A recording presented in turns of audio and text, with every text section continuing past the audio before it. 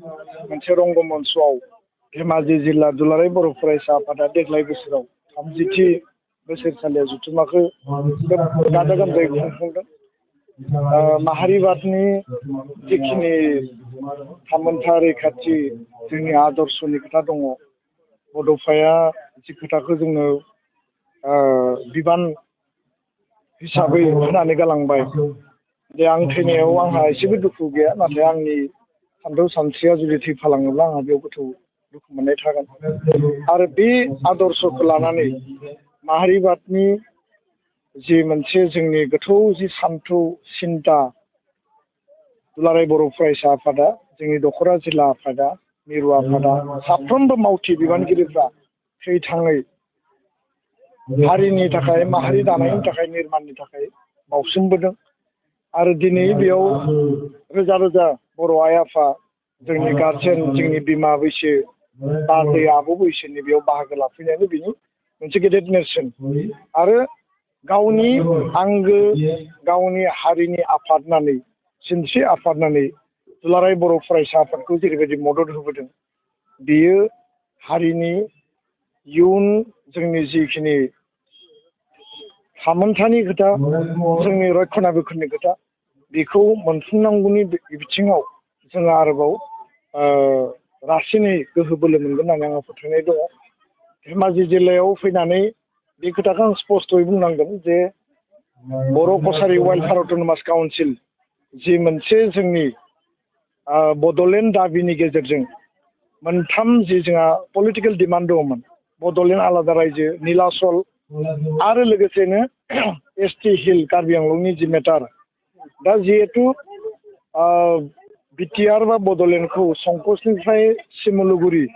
गहपुरसिम मोनसे सिमा बोनाय जाबाय। आरो आसामाव थानाय 6 सिडुलनि बायजोआव, बड'लेण्डनि बायजोआव, कार्बि आंलं डिमा हासावनि बायजोआव थानाय बर'फोरनि थाखाय गासै बर' डमिनेटेड आरो बर' कनसेन्ट्रेटेड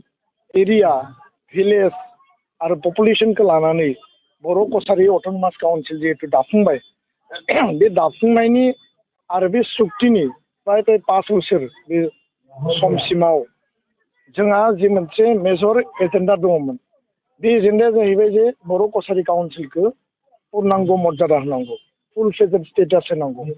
आरो स्टेटास होनांगौबा बिनि जिखिनि गामि 1500-1600 जिखिनि गामि दङ, बेखौ इमिडियेटलि नटिफाइ खालामनांगौ। नटिफिकेसननि उनाव बे ओनसोलाव बिसायख'थि खुंनांगौ। आरो मोनसे इलेक्टेड बडिया जिखिनि रायजो सरकारनिफ्राय बा स्टेट गभर्नमेन्टनिफ्राय फान्डिं मोननांगौ, बिनि इनफ्रास्ट्राक्चार डेभेलपमेन्टनि, रायजो राजानि जौगानाय, जोंनि स्कुल कलेजनि मेटारानो जा, जोंनि ओनसोलनि जोंनि इयुथफोरनि बा जोंनि भबिष्यत इमप्लयमेन्ट जेनेरेसनखौ लानानै बे बिथिङाव मावनो गोनां जोंहा जथेस्थ' दङ। नाथाय सरकारा बेखौ खोब डिले खालामदों, लेहेम खालामदों। आरो दिनैनि बे जथुम्मानि गेजेरजों आङो स्पष्ट भाबै असमिया रावजोंनो आसामनि गिबि मन्त्रि, आसामनि सोलोंथाइ मन्त्रि बा ट्राइबेल एफेयार्स मन्त्रि रनज पेगु बिथां, गिबि मन्त्रि डक्टर हिमन्त बिश्व शर्मा बिथांखौ खावलायदों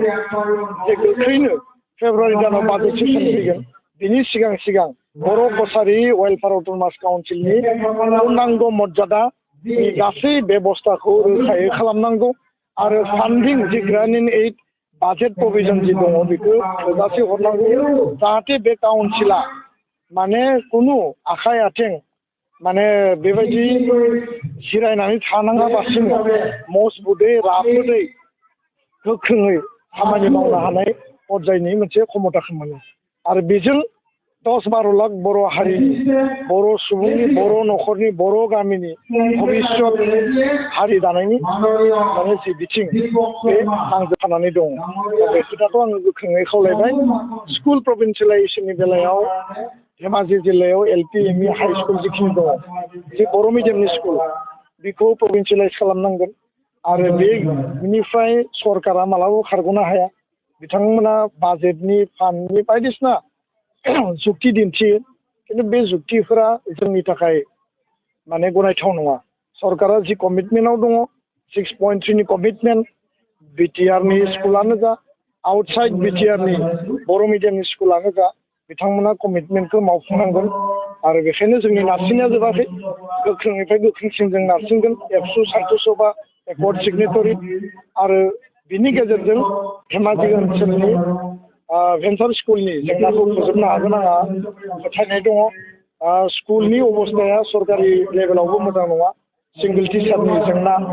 गुबुन गुबुन हारिनि टिचारखौ बर' मिडियामाव जाबसिननानै होदों बेखौ जोङो बोखांनो होदोंमोन माखासे बोखांबाय माखासेखौ बोखाङाखै बेखायनो बे जिखिनि अजस्रफोर जि थासारि आरो जिखिनि जोंनि जि दा सिस्टेम बे सिस्टेमखौ आपोस बिनि बागै समाधाननि थाखाय एबसुआ खामानि मावगासिनो आरो मावलांगोन फरायसा हिसाबै माबायदि सोलोंथाइनि जेंना बर' कसारि काउन्सिलखौ बुंनांगौ मर्यादा होनांगौनि जेंना जिफोर दङ डेम'क्रेटिक आफाद हिसाबै जातीय आरो फरायसा आफाद हिसाबै जोङो गणतान्त्रिक भाबै गणतान्त्रिक आवाज गणतान्त्रिक प्रेसार बा धरना प्रतिबादनि गेजेरजों सरकारखौ नारसिननांगौनि जि परिकल्पना दङ बे परिकल्पनाया जोंनियाव रेडि दङ आरो टाइम बाउन्ड इमप्लिमेन्टेसननि थाखाय टाइम बाउन्ड स्कुल प्रभिन्सियेलाइजेसन आरो जि जोंनि एक्जिस्टिं सरकारि स्कुलनि जेंना दङ बे सुस्रांनांगौनि थाखाय सरकारखौ बबे लेभेलाव जोङो माने हेंथा होनांगौ बा बेखौ जोङो प्रेसार बिल्डिं खालामनांगौ बे प्रेसारनि जि परिबेस आरो परिकल्पना थुनलाइ आफाद एबसु गासै आफादफोरखौ लानानै जोङो गोख्रैनो हाबा मावगोन सुपार 50 जि बिटिआर सरकारा लादों बे जथेस्थ' माने पजिटिभ डाइनामिक स्टेप आं प्रमद बर'खौ धन्यबाद होगोन आरो बर' कसारि काउन्सिलनि सिङाव काउन्सिला 73 स्टुडेन्टफोरखौ गुवाहाटियाव गुबुन गुबुन माने स्ट्रिमाव गुबुन गुबुन प्रफेसनेल कर्सआव बिथांमोना फोरोंनायनि थाखाय इनिसिएटिभ लादों मिहिनेश्वर बसुमतारी आरो बिथांमोननि टिमखौ आं धन्यबाद होदों बाजेटआ बुरजा फैयोबा सुपार 30 सुपार 20 बा सुपार 50 बायदि माने बुरजा रां बेयाव इनभेस्ट खालामनानै सरकारि खरसाजों जोंनि जेनेरेसनखौ हिउमेन रिसर्स बानायनायनि थाखाय बा बिउरोक्रेट्स सृष्टि खालामनायनि थाखाय जिखिनि खामानि मावनांगौ बेखौ हागोन होननानै आंहा फोथायनाय दं गोजोन्थों